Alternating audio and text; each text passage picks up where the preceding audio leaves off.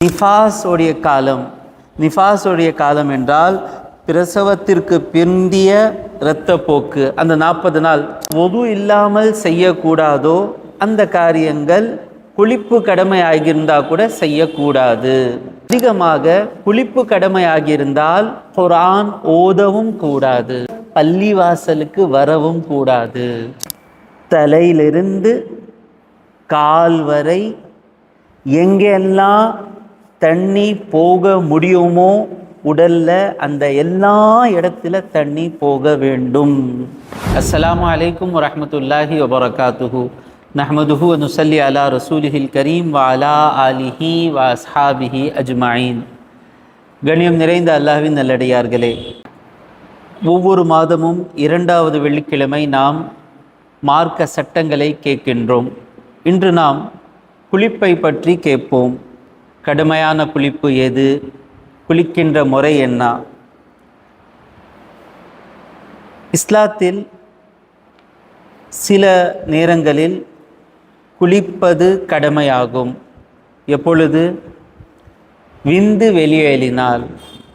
எப்படி வெளியேறினாலும் புரிஞ்சுக்குங்க, எப்படி வெளியேறினாலும், கணவன் மனைவி சேர்ந்து வெளியேறினாலும் சரி, கனவு பார்த்ததின் காரணமாக வெளியேறினாலும் சரி, மற்ற தவறான முறையில் வெளிவந்தாலும் சரி, விந்து வெளிவந்தாலேயே குளிப்பது கடமையாகும். தூங்கினதுக்கு பிறகு கனவு ஞாபகம் இல்லை, ஆனால் ஆடையில் விந்து இருந்தாலும் குளிப்பது கடமையாகும். விந்து வெளிவருவதற்கு முன்னால் வருகின்ற ஈரம், அதுக்கு பேர் மதி, அது வந்தால் குளிப்பு கடமை ஆகாது. ஆனால் ஒது செய்கிறது கடமையாகும். விந்து வெளியில் வந்தால்தான் குளிப்பு கடமையாகும். அதே போல வெயில் காரணமாக அல்ல நோயின் காரணமாக ஒரு வெள்ளை நீர் வரும். அந்த வெள்ளை நீரின் காரணமாகவும் அது வெளிவந்தாலும் குளிப்பு கடமை ஆகாது, ஒது செய்கிறது கடமையாகும். 2வது, மாதவிடாய் பெண் அந்த காலம் முடிந்ததற்கு பிறகு குளிப்பது கடமையாகும். பிறகு நிஃபாஸுடைய காலம்.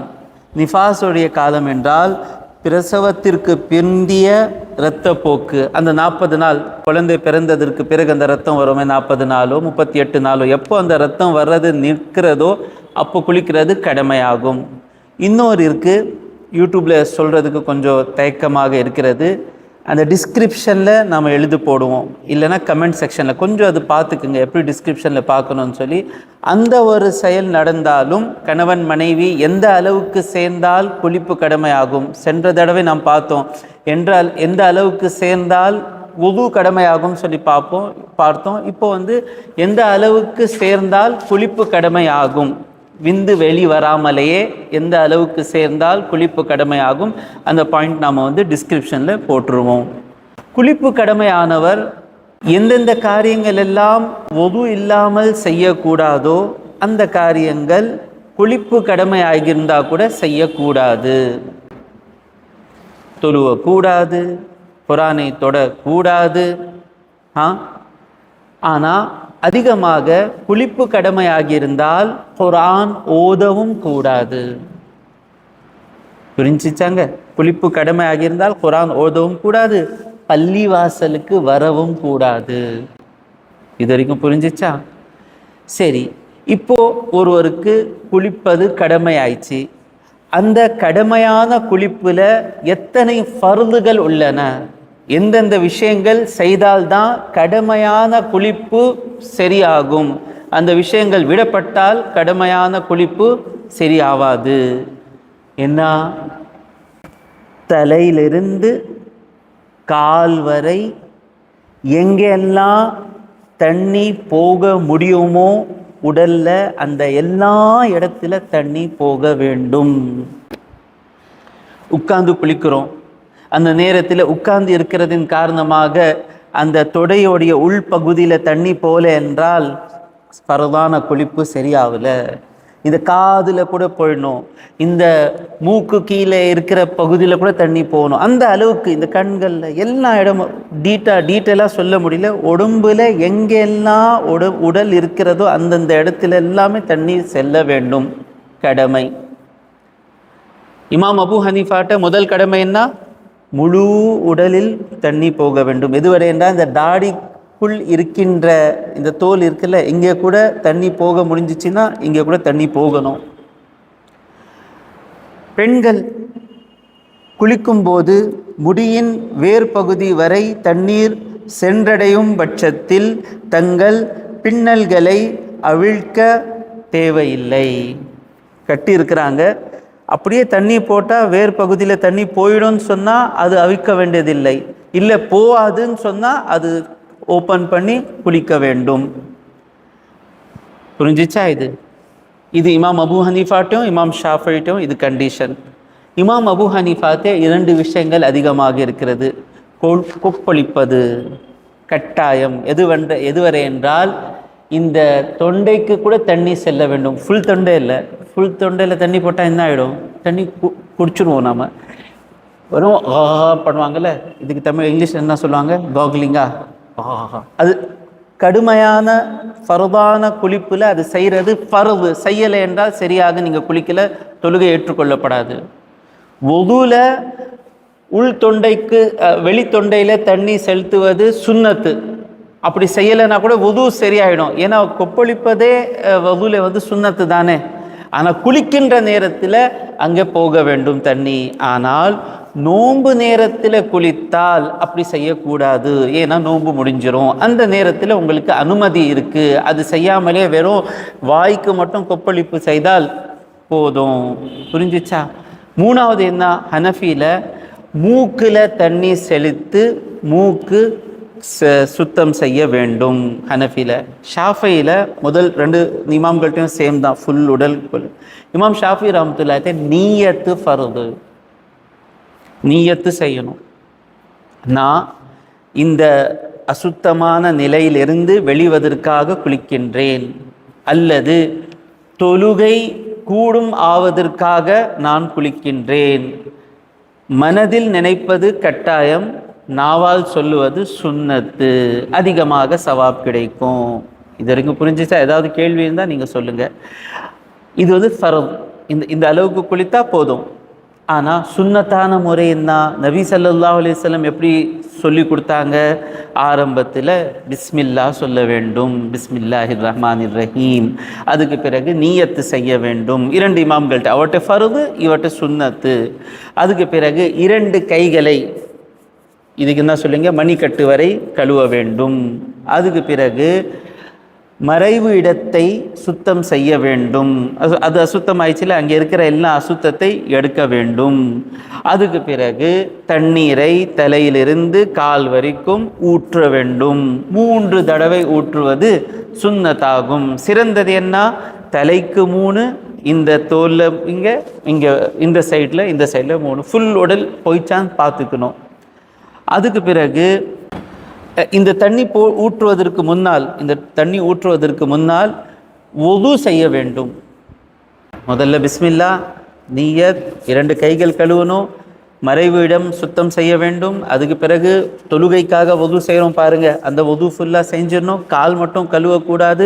உடலில் முழுவதும் தண்ணீர் ஊற்றுவதற்கு பிறகு கொஞ்சம் தள்ளி காலை கழுவ வேண்டும்.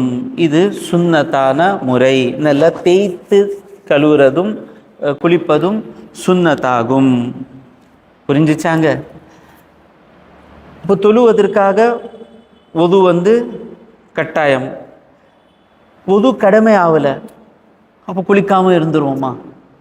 10 நாள் 15 நாள் குளிக்காமல், வெள்ளிக்கிழமை 6 நாள் 7 நாள் குளிக்காமல் எல்லாமே வெள்ளிக்கிழமைக்கு பள்ளிவாசலுக்கு வந்தால் நிலைமை என்ன இருக்கும்? உட்கார முடியாது, நறுமணம் அந்த மாதிரி இருக்கும். அதனால ரசூலுல்லாஹ் ஸல்லல்லாஹு அலைஹி வஸல்லம் எங்களுக்கு சுன்னத்தாக்கி இருக்கிறார்கள். எப்போ எல்லாம் குளிப்பது சுன்னத்து? 4 நேரங்களில். ஜும்மாவுடைய தொழுகைக்காக குளித்தால் சுன்னத்து நிறைவேற்றின சவாபு கிடைக்கும். பெருநாள் தொழுகைக்காக குளித்து கொண்டு போகிறது சுன்னத்தாகும். எஹ்ராம் கட்டுவதற்கு முன்னால் குளிப்பது சுன்னத்தாகும். ஹாஜி அவர்கள் அரஃபாத் மைதானத்தில் நிற்பாங்கல்ல, அது நிற்பதற்கு முன்னால் குளிப்பது சுன்னத்தாகும். இது சுன்னத். நெறிய சவாப். அதுக்கு பிறகு முஸ்தஹப். முஸ்தஹப் என்றால் என்ன? செய்தால் நல்லது, செய்யவில்லை என்றால் எந்த குற்றமும் இல்லை. அப்படிப்பட்ட குளிப்பு எது? 16 விஷயங்கள் சொல்கிறார்கள். அதில் என்ன? முஸ்லிம் ஆனதற்கு பிறகு, முஸ்லிம் ஆவதற்கு முன்னால் குளிப்பது கடமையாகும். அதுக்கு பிறகு பருவம் அடைந்ததற்கு பிறகு குளிப்பது கடமையாகும். என்னங்க, பருவம் அடைந்ததற்கு பிறகு பெண்கள் அந்த மாதவிடாய் காலத்துக்கு பிறகு போகிறது கடமை குளிப்பது, அது ஆன உடனே குளிப்பது முஸ்தஹபு. அப்புறமா பைத்தியம் பிடித்ததற்கு பிறகு, சரியானதற்கு பிறகு குளிப்பது முஸ்தஹபு. முடி வெட்டினதுக்கு பிறகு குளிப்பது முஸ்தஹபு, சவாப் கிடைக்கும். இறந்தவருக்கு குளிப்பாட்டினதுக்கு பிறகு குளிப்பாட்டினவர் குளிக்கிறது முஸ்தஹபாகும். ஷாபானுடைய 15வது இரவு, பராத் இரவில் குளிப்பது முஸ்தஹபாகும். லைலத்துல் கதிர் எது என்று தெரிஞ்சிச்சு, லைலத்துல் கதருடைய அடையாளங்கள் தெரிஞ்சிச்சுன்னா அப்போ குளிப்பது முஸ்தஹபாகும். ரசூலுல்லாவுடைய நகரம் மதீனா முனவராக்கு நுழைகின்ற நேரத்தில் போன உடனே குளிப்பது முஸ்தஹபாகும். முஸ்தலிஃபா, அரஃபாத்லேருந்து முஸ்தலிஃபாவில் தங்குவாங்க, அங்கே குளிப்பதும் முஸ்தஹப் ஆகும். அதுக்கு பிறகு மக்காவில் நுழைவதற்கு முன்னால் குளிப்பது முஸ்தஹப் ஆகும். அப்புறமா தவாஃபு ஜியாரா என்று சொல்லுவாங்க ஹாஜியார்கள், அந்த தவாஃபுக்கு முன்னால் குளிக்கிறது முஸ்தஹப் ஆகும். சூரிய கிரகணம்க்கு தொழுகை இருக்குல்ல, அந்த தொழுகை தொழுவதற்கு முன்னால் குளிக்கிறது முஸ்தஹப் ஆகும். மழை தேடி அல்லாஹ் கிட்ட துவா பண்ணுறதுக்காக இஸ்திஸ்கா துவா செய்கிறோம், இல்லை தொழுகை தொழுகிறோம்ல, அதுக்கு முன்னால் குளிக்கிறதும் முஸ்தஹபாகும். பயந்தால், அந்த பயம் வந்ததின் காரணமாக போய் குளித்தாலும் முஸ்தஹபாகும். இருட்டு வந்துச்சுன்னு சொன்னாலும் குளிக்கிறது முஸ்தஹபாகும். கடுமையான காற்று அடித்தால் கூட குளிக்கிறது முஸ்தஹபாகும். இதெல்லாம் வச்சுக்கிட்டு என்னங்க இந்த இமாம்கள் எல்லாம் எப்படி எழுதியிருக்காங்க? அவங்க எழுதியிருக்கிறாங்கன்னு சொன்னால் ஒரு பலவீனமான ஹதீஸில் ஏதாவது ஒரு சம்பவம் வந்தால் கூட அதில் சவாப் இருக்குது என்று சொன்னால் செய்யுங்கள், முஸ்தஹப் தான் சொல்லியிருக்கிறாங்க, கடமை என்று சொன்னதில்லை. வாஹிரு தாவானா அனில் ஹம்துலில்லாஹி ரப்பில் ஆலமீன்.